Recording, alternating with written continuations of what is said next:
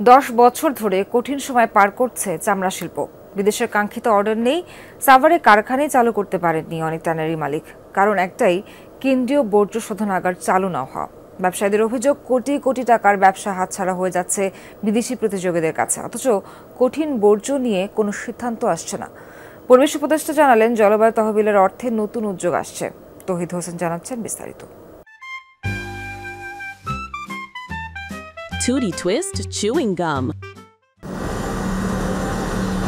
কোরবানি ঈদ বা বছরের অন্যান্য সময়ে ট্যানারি পল্লীর এমন ব্যস্ততা চিরচেনা। প্রতিনিয়ত বিশাল ড্রামে রাসায়নিকে ভিজে তৈরি হতে থাকে ওয়েট ব্লু। এটি শুকালেই চামড়ার এক একটি পিস তৈরি হয় রপ্তানির জন্য।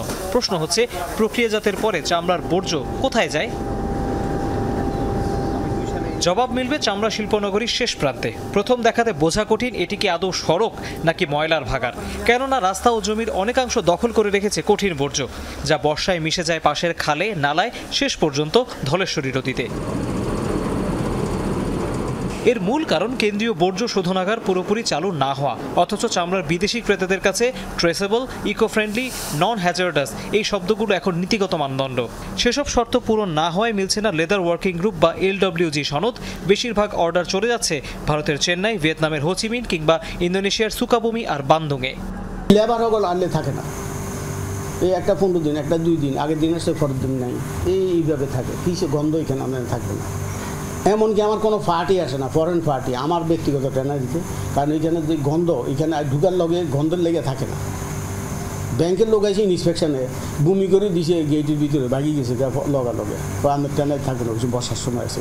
অসম্পূর্ণ সিইটিভিটা এই পর্যন্ত কমিশনিং পর্যন্ত করা হয়নি, এবং অসম্পূর্ণ কাজের জন্য যে টাকাটা কেটে রাখা হয়েছিল এই টাকাটা অর্থ বিভাগকে ফেরত দেওয়া হয়েছে। এই কাজটুকু, অসম্পূর্ণ কাজটুকু কে করবে, এই ব্যাখ্যাটুকু পর্যন্ত কেউ দিতে পারে না। সরকারি পরিসংখ্যান বলছে, হেমায়েতপুরের ট্যানারি পল্লীতে প্রতিদিন গড়ে 20,000 কিউবিক মিটার তরল বর্জ্য ও 120 টন কঠিন বর্জ্য উৎপন্ন হয়, যার বড় অংশই আশপাশের পরিবেশে মিশে যাচ্ছে। কোরবানি ঈদের সময় এই বর্জ্যের পরিমাণ প্রায় দ্বিগুণ হয়ে যায়। হাজারীবাগ থেকে ট্যানারি স্থানান্তরের দাবিতে সোচ্চার ছিলেন বাংলাদেশ পরিবেশ আইনজীবী সমিতির তৎকালীন প্রধান নির্বাহী ও বর্তমান সরকারের পরিবেশ উপদেষ্টা সৈয়দা রিজওয়ানা হাসান। সিইটিপির এহেন অবস্থার জন্য তিনি দায়ী করলেন বিগত সরকারকে। জলবায়ু পরিবর্তন ট্রাস্ট ফান্ড থেকে বর্জ্য ব্যবস্থাপনার জন্য, কঠিন বর্জ্য ব্যবস্থাপনার জন্য তারা কিছু অর্থায়ন পেয়েছে, যেটা দিয়ে তারা ওই মাটির ফ্লোরিংটা ঠিক মতন করে দেবে, যাতে কঠিন বর্জ্যগুলো লিচিংটা করতে না পারে এবং একটা জায়গায় স্তূপীকৃত থাকে। কিন্তু কঠিন বর্জ্য ব্যবস্থাপনার জন্য তো হাইকোর্ট একের পর এক আদেশ দিয়েই গেছে, সেটাও এখনও প্রতিপালিত হয়নি, যা দুঃখজনক। আমরা চেষ্টা করছি আমাদের স্বল্প সময়ের মধ্যে যাতে করে এই কঠিন বর্জ্য ব্যবস্থাপনার একটা সমাধানের দিকে আমরা যেতে পারি। সিইটিপি নির্মাণে নিম্নমানের যন্ত্রপাতি ব্যবহার করায় চীনা ঠিকাদার জিনসু লিংজি এনভায়রনমেন্টাল প্রোটেকশন কোম্পানির চুক্তি বাতিল করা হয়েছে আরও 4 বছর আগে।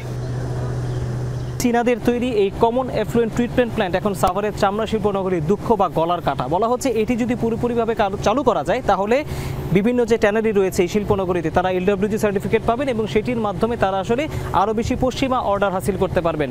কিন্তু এই এফ্লুয়েন্ট ট্রিটমেন্ট প্ল্যান্টে পাঠানোর আগে যেভাবে বিভিন্ন সড়কে এবং বিভিন্ন জমিতে আবর্জনা ফেলে রাখা হয়েছে এবং যেভাবে বুড়িগঙ্গার মতো এখন ধলেশ্বরী নদীও দূষণের শিকার হচ্ছে, এভাবে যদি চলতে থাকে তাহলে যতই LWG সার্টিফিকেট আমরা পাই, কখনোই পশ্চিমারা যারা পরিবেশ সম্পর্কে সচেতন তারা এসে এই ট্যানারিগুলোতে হয়তো চামড়ার অর্ডার দিতে চাইবেন না।